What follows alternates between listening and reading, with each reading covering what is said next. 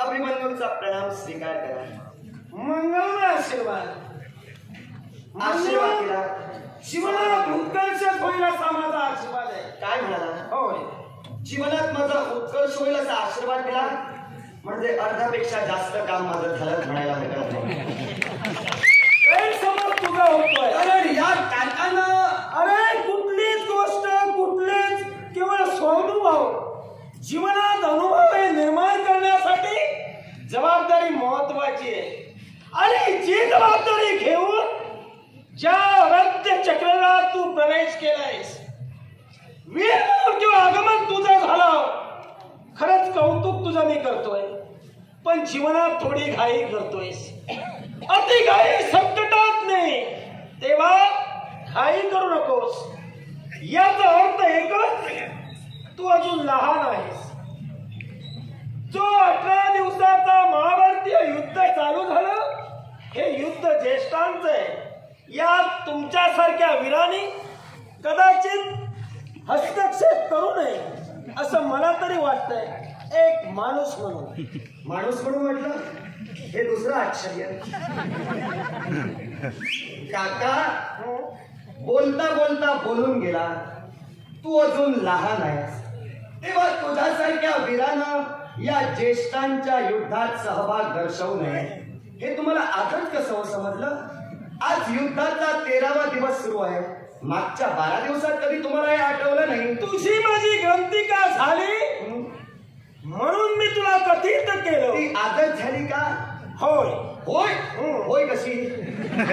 होय कशी? मग नाही कशी ती सांग. नाही कशी ती सांग. होय सांग ना. नाही कशी ती सांगितल्यानंतर होय कशी याचं स्पष्टीकरण द्या. नक्कीच. मग आहे का दुर्योधन काका ज्यावेळी समस्त तुमच्या सैन्यासह कुरुक्षेत्रात तुमचा रथ वायू वेगानं दौडत होता, त्यावेळी या अभिमन्यूनं तुम्हाला मध्येच रोखलेलं होतं. रोखून काय केलं माहितीये का?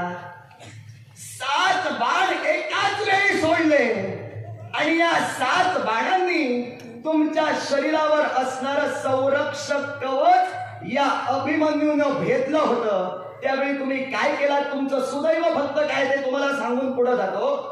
युद्ध समाप्तीचा शंखध्वनी तिथंच झाला म्हणून अभिमन्यू तिथं थांबला. न पेक्षा मृत्यूचं द्वार त्याच वेळी अभिमन्यू तुमच्या समोर उभं करणार होता. माझा मोठेपणा मी स्वतःच्या तोंडानं सांगत नाही, पण तुम्ही बोललात म्हणून तुम्हाला सांगितलं. आता तुम्ही काय म्हणालात? आजच मी तुम्हाला दिसलो इथं. त्यावेळी तुमचं संरक्षक कवच अभिमन्यू भेदत होता, त्यावेळी झोपून होता की काय? आता मला एक सांग, रणभूमीवर आलेला मनुष्य, रणभूमीवर आलेला वीर झोपण्यासाठी येतो की आपलं युद्ध कौशल्य करण्यासाठी येतो? हे न कळणे एवढा मी अक्कलकोंडा. मग जर का अक्कलकोंडा नाहीस तर जपून जरा शब्द टाक. कारण शब्दाचा वापर करत असताना एक मात्र जाणीव ठेव. तू काय म्हणालास? मी म्हणाला तुला की तुझी माझी गमती का झाली, पण बोलायला संधीच मिळाली नाही. आणि ती संधी आज चालून आली म्हणून मी तुला सांगतोय. काय ज्यावेळी मी जात होतो, तू बाण सोडलास, मान्य करतोय, पण त्यावेळी ती वेळच नव्हती. कारण तुझ्या जवळ बोलायला माझ्या जवळ वेळ नव्हता. कारण माझं आक्रमण दुसऱ्या दिशेनं होतं म्हणून मला आज संधी मिळाली म्हणून तुला सांगितलं. काका पितामह भीष्माने युद्धाचे नियम घालून दिले.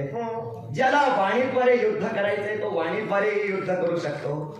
ज्यावेळी मी तुमचा मार्ग रोखला होता त्यावेळी तुम्हाला आव्हान दिलं होतं. आव्हान दिल्याशिवाय तर मी युद्ध करणार नाही. मग बोलायला संधी नाही कसं म्हणता? आव्हान दिलंस तू काय करास? आता बाजू पलटू नकोस. कारण तुम्ही येत होता वायुवेगानं, मी बाण सोडले. मग बाण जर तू सोडलेस तर माझ्या समोर बोललास केव्हा ते सांग. थोडक्यात गाभाच तुम्हाला कळलेला नाही. तुला गाभात आत्ता कळतोय कारण अनुभव तुझ्या पाठीशी आहे. मी ते पटवून देतोय. ऐका सांगतोय काका, मी काय म्हणालो? ज्यावेळी तुमचा रथ तुमच्या कर्तव्याच्या दिशेनं वायू वेगानं धावत होता त्यावेळी मध्यंतरी अभिमन्यूनं आपला रथ आणला होता. अभिमन्यूनं ज्यावेळी आपला रथ आणला त्यावेळी मी तुम्हाला थांबवलं आणि युद्धाचं आव्हान दिलं, माझ्याशी युद्ध करा आणि पुढे चला. आता जिथं हे मी तुम्हाला सांगितलं तेव्हा पण तुम्ही सांगू शकला असतास तू माझ्याबरोबर युद्ध करू नकोस, तू अजून लहान आहेस, तेव्हा या ज्येष्ठांच्या काय म्हणाला ते युद्धात तू सहभाग दर्शवू नकोस. मग ज्येष्ठांच्या विरोधात जर आम्ही सहभाग दर्शवू नये तर माझ्या एका प्रश्नाचं उत्तर द्या.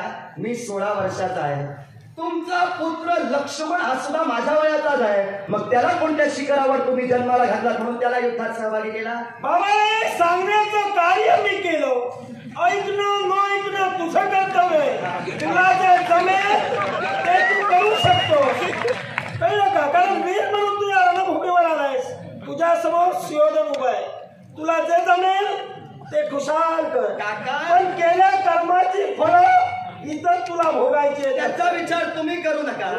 आम्ही सत्कर्मानं चालतोय म्हणून 12 दिवस तरी आमचे आनंदाचे जात आहे. तुम्ही तुमची कर्म काय केलं त्याचा विचार तुमचा तुम्ही करा, ते आम्ही बोलणार नाही. आता तुम्ही म्हणालात दुर्योधन तुझ्या समोर उभा आहे, तुम्ही बोललात म्हणून बोलतोय. मी तुम्हाला काका म्हणूनच हाक मारली, कारण माझी मर्यादा मी आता अजूनपर्यंत तरी सोडलेली नाही. तुमची मर्यादा तुम्ही सोडून मोकळे झाला. आता ती कशी ते शब्दांशब्द पटवून देणार आणि सांगणार. माझे शब्द वाऱ्यावरचे नाही, मी जे बोलतो ते मी पटवून देतो.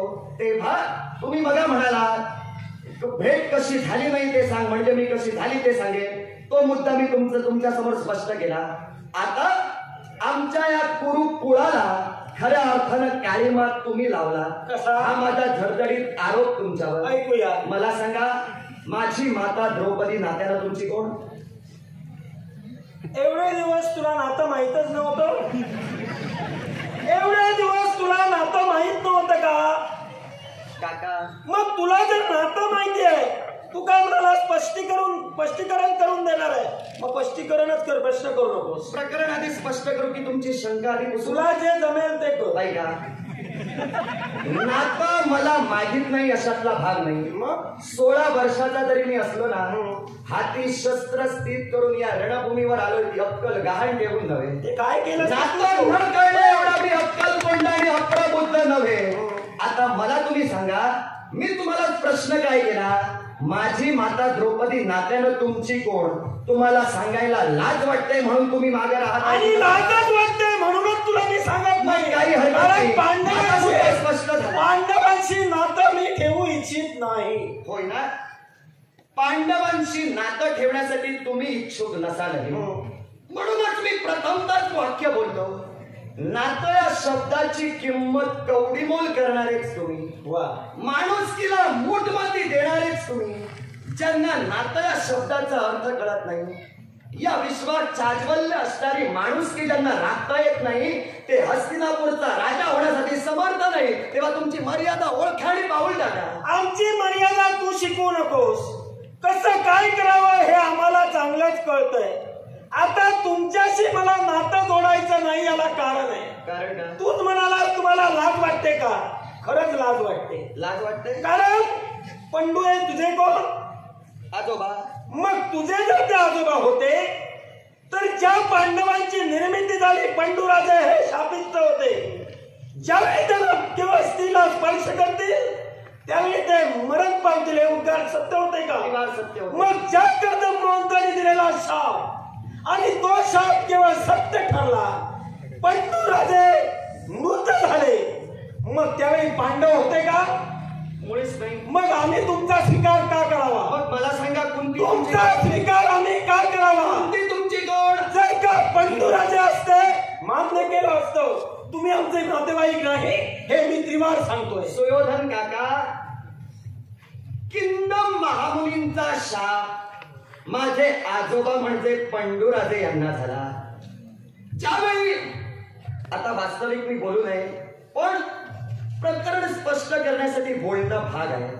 ज्यावेळी ते आपल्या पत्नीशी रत होतील तात्काळ ते मृत्युमुखी पडतील, ही किंदम ऋषींची शापवाणी होती. मान्य करूया. पंडूराजे वनात ज्यावेळी गेले त्यावेळी पांडव जन्माला आले, म्हणून त्यांचं अस्तित्व जर तुम्ही नाकारत असाल तर मला सांगा, कुंती आजी तुमची कोण? आमची काकी. मग काकीचे पुत्र तुमचे कोण? काकीचे पुत्र आम्हाला कोण? एक लक्षात माझ्या काकीचे पुत्र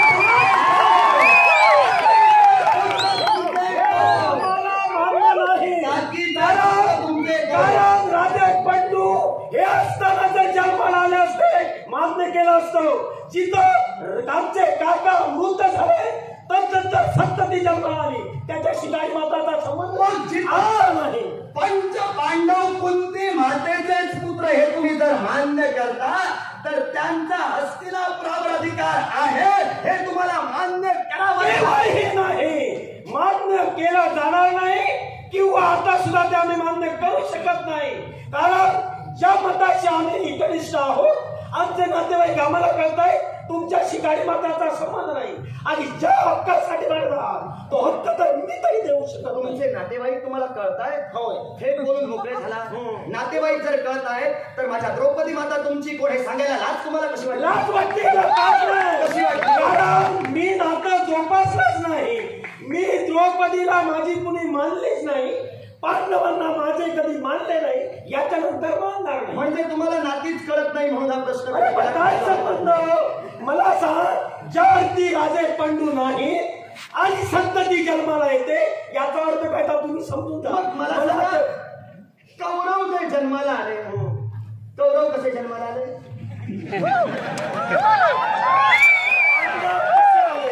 हे मी तुला सांगितलं आईच्या उदरातून जन्माला आलो. मग कौरव जर आईच्या उदरातून जन्माला आले तर पांडव सुद्धा कुंती मातेच्या उदरातून जन्माला आले.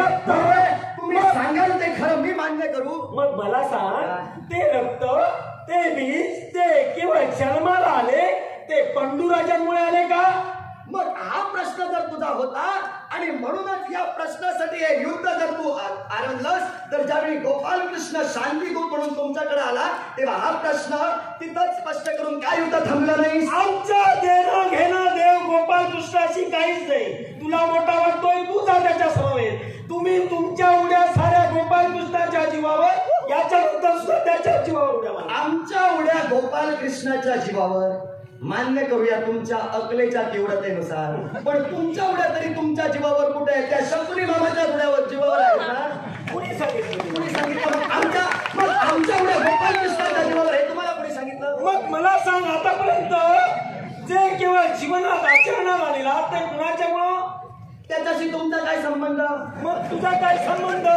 मला जे योग्य वाटतं त्याप्रमाणे मी करणार आहे. आम्ही आतापर्यंत जे आचरणात आणलं गोपाल कृष्णाच्या मान्यतेनुसार त्यांची अनुमती घेऊनच गोपाल कृष्णाच्या शब्दाला मान्यता दर्शवूनच ती कृती आम्ही आचरणात आणली.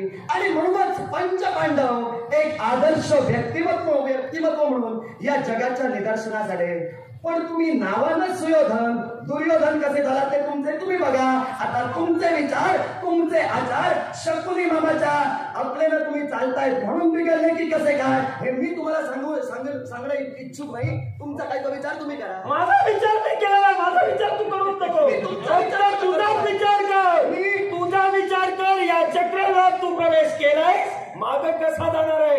तू माग जाऊ शकत नाहीस. इथं तुला मी ठार मारणार आहे नक्की. हे तुमचं झालं. पण जिथं चक्रव्यूहाच्या कड्या भेदत अभिमन्यू या चक्रव्यूहात आला ना माझा उत्साह दुप्पट आहे. माझ्या कर्तव्यावर माझ्या पराक्रमावर विश्वास आहे म्हणूनच आलो नपेक्षा आलो नसतो. हे बोलून गेला.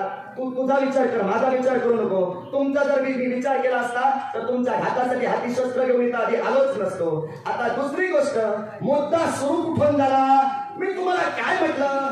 नाती जर जपणारे तुम्ही तर माझी माता द्रौपदी हिचं नाव तुमची वहिनी म्हणून नातं जोडण्यास तुम्हाला लाज काय वाटली ते सांगा. मला गरजच नाही. माझी ती कुणी लागत नाही. माझं काही नातं तिच्याशी नाही. त्या मतावर मी कुणीच लागत नाही. माझी कोणी नाही. मी तिला मानत नाही. नाही तुम्हाला पांडवांना मानत. फक्त माझे अधिकार मला परिपूर्ण करायचे. हस्तिनापूरचा भावी युवराज सध्याचा युवराज पुढचा राजा होणारा नात्यांना हस्तिनापुराचा युवराज नातं या शब्दाची किंमत कवडीमोल करून ठेवतो. म्हणूनच मी आता थेट तुम्हाला सांगतोय अरे तुम्ही हस्तिनापुराच्या राजगादीवर राजा म्हणून बसण्यास सक्षम नाही. नातं या शब्दाचा अर्थ आधी शिका आणि नंतर राज्याच्या किती जरी कोकलून सांगितलं नातं नातं नातं तरी मी माझ्या मतावर ठाम आहे. मला नातं तुमच्याशी जोडायचं. दुष्टबुद्धीचा कारण मी असू दे, दुष्टबुद्धीचा असू दे, नीच असू दे, त्याच्याशी तुझं देणं केलं नाही. मला जे करायचंय ते मी करणार. काका, आतापर्यंतचा माझा सगळा अट्टहास तुमच्या एका शब्दातच तुम्ही स्पष्ट केला. आता मला कोकलायची खरंच गरज नाही. आणि कारण मी पहिल्यापासूनच स्पष्ट करून देऊ इच्छित होतो, कौरव नीचच आहे. आता तुमच्या तोंडाने सांगितलं मी काहीतरी बोल नकोस. तूच म्हणालास अधर्माची गाज ठरली. जे तुला वाटतंय त्याप्रमाणे तू कर, माझ्या बुद्धीला पटतंय त्याप्रमाणे मी करणार आहे. मी तुझ्या सांगण्यानं किंबहुना तू मला प्रबोधन केलंस म्हणून माझ्यात काही बदल होईल अशातला जर का प्रकार समजत असशील तर तो तुझा गैरसमज आहे. माझ्याशी तू बोलूच नकोस. तुझं काही जे काही सांगायचंय ते सांग, न पेक्षा परत मोकळा जा. फक्त येताना विनोदाचे किस्से घेऊन आलात म्हणजे आपले अधिकार सिद्ध होत नाहीत. त्यासाठी काहीतरी मूळही घेऊन यावं लागतं. आल्यापासून मूळ एकही तुम्ही स्पष्ट करत नाही. विनोदावर विनोद करून जर माझ्या मतात परिवर्तन होईल तर तुमचा आहे. पहिली गोष्ट लक्षात घ्या, मी तुम्हाला समजून सांगण्यासाठी इथं उभाच राहिलो नाही. कारण तुम्हाला जो समजावून सांगण्यासाठी जाईल तो आधी मूर्ख. कारण तिथं गोपालकृष्णांच्या शब्दाला जो मान्यता दर्शवत नाही. सुईच्या अग्रभागावर राहणारी भूमी सुद्धा पांडवांना मी देणार नाही हे शब्द तुमच्या मुखातून बाहेर पडले. ज्याच्या जे अधिकाराचं आहे त्याला द्यावं ही तुम्हाला जर अक्कल नाही तर तुम्हाला समजुतीचं पाणी प्राशन करणारा मूर्ख. ठीक आहे, तुम्हाला समजावायला गेलो. माझी अक्कल तू सांगतोयस. आता तूच म्हणतोयस देव गोपाल कृष्णाची आज्ञा झिडकारून या सुयोधनानं लावली. मग मला एक सांग, तू मगापासून जे काही कर्तव्य परिपूर्ण करतोय, पांडित्य सांगतोय, हा शतमूर्खपणा तुला आता कसा सुचला? शतमूर्खपणा याच्या अगोदर तुला का कळलं नाही? काय मूर्खपणा? कारण ज्यानं श्रीकृष्णाचा शब्द मानला नाही तिथं माझं तरी कसं ऐकणार आहे हे तुला का कळलं नाही? काका नको. मी प्रथमतः तुम्ही तुमची मर्यादा सोडून तुम्हाला जिथं जायचंय तिथं भरकटत चला. मी माझी मर्यादा सोडणार नाही. सांगण्याची गरज नाही. मर्यादा प्रत्येकाला कळते. तू सांगितलं म्हणून तुझी मर्यादा शिल्लक राहील अशातला भाग नाही. काका, काय संस्कार संपन्नतेचं जीवन मी जगतोय. माझ्या वडिलांनी माझ्यावर ते संस्कार केलेत ना, ते माझ्याकडून माझ्या वडिलांच्या प्रतिमेला आणि माझ्या प्रतिमेला गालबोट लागणार नाही याची दक्षता घेऊनच मी तसा वागेल. आणि म्हणूनच काका नातं ज्याला कळतं तो नातं जपणार. आता नातं ज्याला कळत नाही ते तो पायदाही तुडवणार. मगापासून तू सांगतोय संस्कार झाले. मग आल्यापासून तू किती वेळा अक्कल माझी सांगितलीस? काका, तुमची अक्कल मी पुष्कळ वेळा सांगितली. पण मी जेवढा असेच संस्कार मी ऐका, मी काय म्हणालो, मी जे बोलतो ते पटवून देतो. तुमची अक्कल काय आहे पुष्कळ वेळा मी सांगितलं. खरं ते खरं, सांगितलं ते सांगितलं. पण तुमची अक्कल स्पष्ट करण्यासाठीच मी उभा राहिलो. कारण हस्तिनापूरचे राजे होण्यास तुम्ही सक्षम नाही हे माझं विधान मला सिद्ध करून दाखवायचं होतं. पण त्याआधी तुम्हीच म्हणालात मी निर्लज्ज आहे, त्यामुळे मला स्पष्ट करण्याची गरजच पडली नाही. तुमची लायकी तुम्ही उतरवून ठेवला. मी निर्लज्ज तुम्ही म्हणा किंवा नीच म्हणा याच्याशी मला नाही. तुम्हीच म्हणालात. हा, मी काकाच म्हणालो. तुला काय म्हणायचंय ते मग मला फरक पडणार नाही. कशाचाच कसा तुम्हाला फरक पडत नाही कारण आणि फरक जर तुम्हाला पडत नाही तर राजा म्हणून धावण्याचा फक्त तुम्हाला फरक पडतो. ते राजा झाल्यानंतर पाहिजे. काय बोलता? त्याचा तुम्हाला आनंद होतोय हो. पण हस्तिनापूरची प्रजा फक्त तात्पुरतीच असते. काय करेल? राजा पुढे जर राजा झाला तर आमचं काय करेल ही भीती त्यांच्या मनात आहे. विनोदाचे फक्त किस्से जे सांगतात ते विनोदाचे. म्हणूनच मला सांग, तुम्ही तरी त्या योग्यतेचे किती आहात? अरे आम्हाला आदर नाही, आम्ही त्या योग्यतेचे नाही. मग समजा पांडवांचा विजय जर झाला तर धर्मराजांना राज्याभिषेक होईल.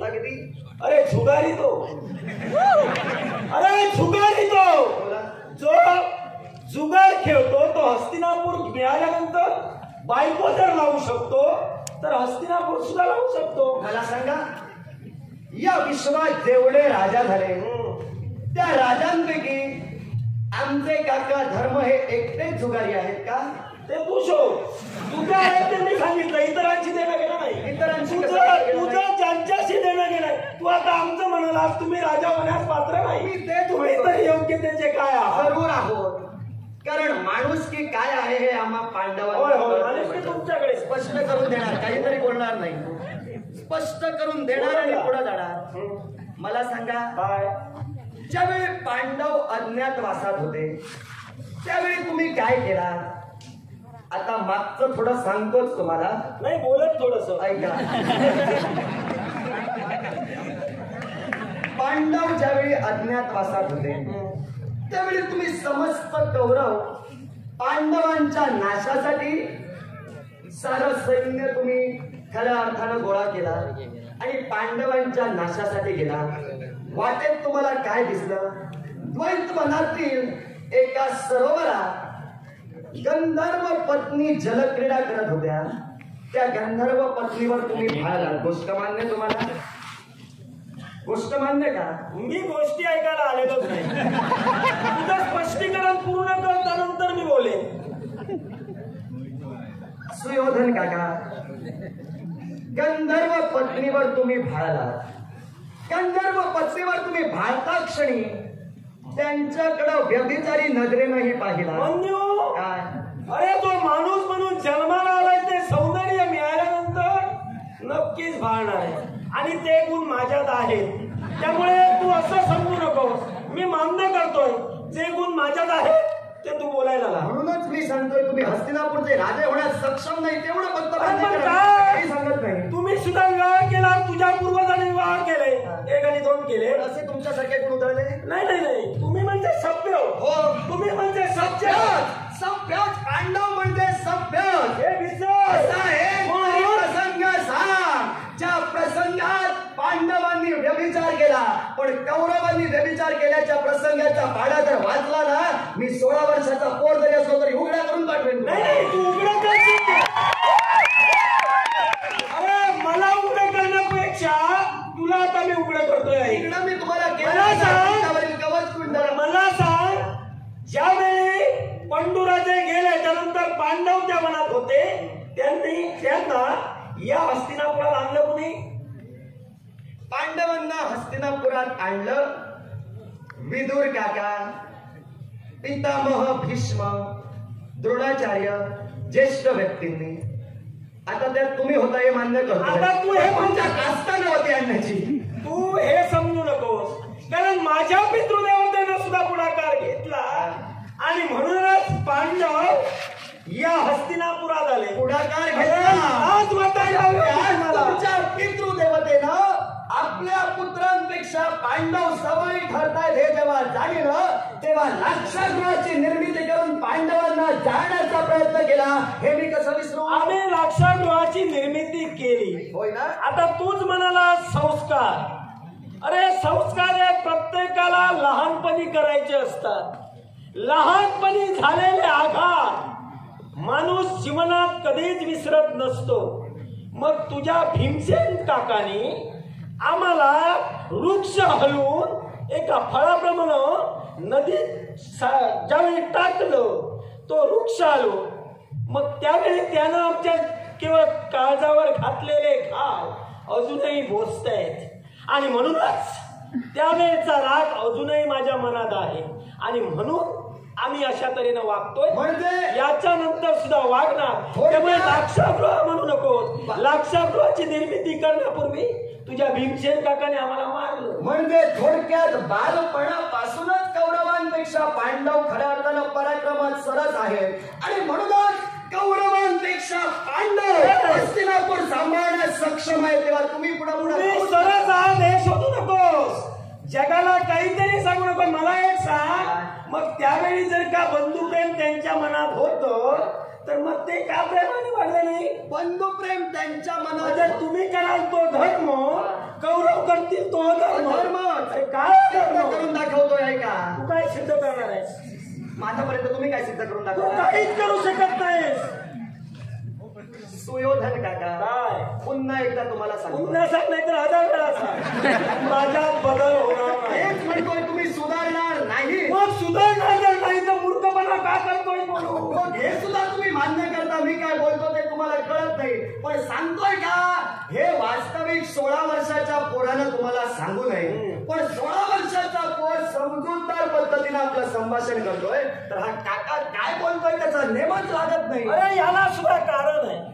कारण पांडवांना आम्ही आमचे दुश्मनच मानिले, याच्यानंतर सुद्धा मानणार आणि जसं जसं जमेल तसं तसं एकाला मारणार. पांडवांना तुम्ही दुश्मन माना, पांडवांशी सौख्यत्व साधा असं मी सांगितलेलं नाही, गरजच नाही. मी फक्त काय म्हणालो, मुळापासूनच कौरव धर्माचे आणि पांडव धर्माचे नातं या आम्हाला वृक्षावरून टाकलं, सक्षम आम्हाला वृक्षावरून टाकलं, हा धर्म कुठला? आता स्पष्ट करून सांगेन, ऐका, माझं वक्तव्य पूर्ण झाल्याशिवाय आता बोलू नका. ऐका, सुयोधन काका, आमचे काका भीमसेन, ज्यावेळी तुम्ही खेळ खेळत होता बालपणी, त्यावेळी तुम्ही कौरव वृक्षावर वगैरे चढत होता, त्यावेळी आमचे काका भीमसेन वृक्ष गदा गदा हलवत होते आपल्या शक्ती सामर्थ्यानं, आणि झाडावरचं फळ जसं खाली पडावं तसे तुमचे एक एक बंधू खाली पडत होते. ते का पडत होते याला कारण आहे, कारण त्यांनाही ज्ञात होतं आपल्यापेक्षा सवाई वीर तो वृक्ष हलवतोय, त्याचे पराक्रम त्यांना ज्ञात होते. आता ऐका, मी काय बोलतोय ते ऐका. सुयोधन काका, जर आमचे काका वृक्ष हलवून तुम्हाला त्रास देत होते म्हणून ते काका जर अधर्मानं वागत होते असं जर तुम्ही म्हणता, तर त्याच बालवयातच त्याच भीमसेन काकांना लाडवातून विष घातला, तो कसा काय धर्म तुमचा? मारायला ना.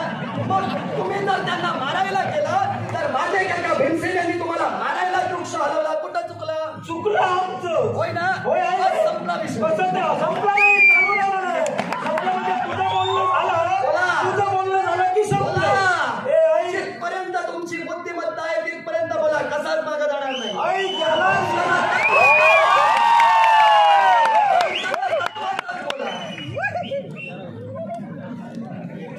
याला सुद्धा कारण आहे. कारण ज्या पांडवांना या हस्तिनापुरात आणलं, जिथं ही संतती आम्हाला मान्यच नाही आणि हा द्वेष आमच्या मनात असल्या कारणानं आता ज्येष्ठांना प्रतिकार करण्यापेक्षा युक्तिवाद करून यांना संपवावं. कारण जर ते पांडुराजांचे असते तर आम्ही मान्य केलं असतं. ही संतती आम्हाला मान्य नाही आणि म्हणून आम्ही केलं. झालं? सुयोधन काका, संतती मान्य नाही, संतती मान्य नाही, एकच मुद्दा तुम्ही पुन्हा पुन्हा मला सांगताय. पण पांडवांचा अधिकार हस्तिनापुरावर आहे हे तुम्हाला मान्य करावंच नाही.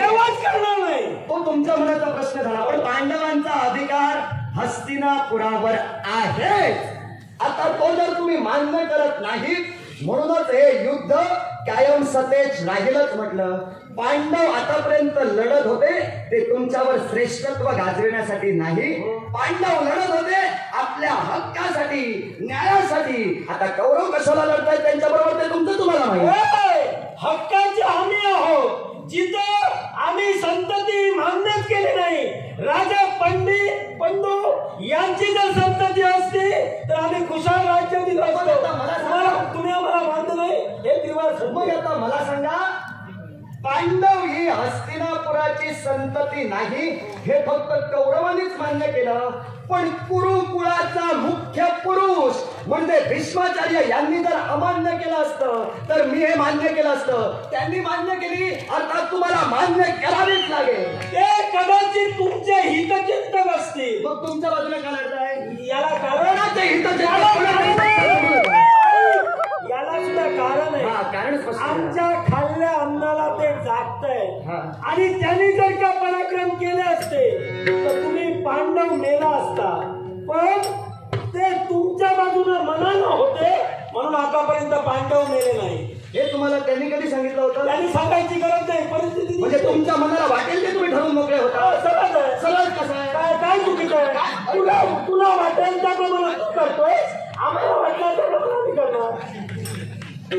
सुयोधन काका, बराच वेळ तुमच्याशी मी बोलतोय, पण बोलण्याला अर्थाचा शून्यच आहे असं मला वाटलं. आता तुला कारण तुमच्यावर किती मी ज्ञानामृत पाजलं. मी 16 वर्षाचा मी पोर असून प्रथमच म्हणालो यात तुझा काही उपयोग होणार नाही, मी जसा आहे तसाच राहणार. आणि म्हणून मला काही सांगत आणि नाही. म्हणूनच मी म्हटलं तुम्ही जसे आहात तसेच जर राहणार तर तुम्ही हस्तिनापुराचे राजे होण्यास तू योग्य ठरवू नाही. नकोस, ते तू ठरवू नकोस. ज्या कामासाठी आलायस ते काम पूर्ण कर आणि जा. तेच काम मी करतोय. काम अर्धवट टाकून मी जाणार नाही. जाऊ नको. पण तुम्ही मात्र काम पूर्ण करूनच नाही, मी जा. करणारच आहे. होय ना?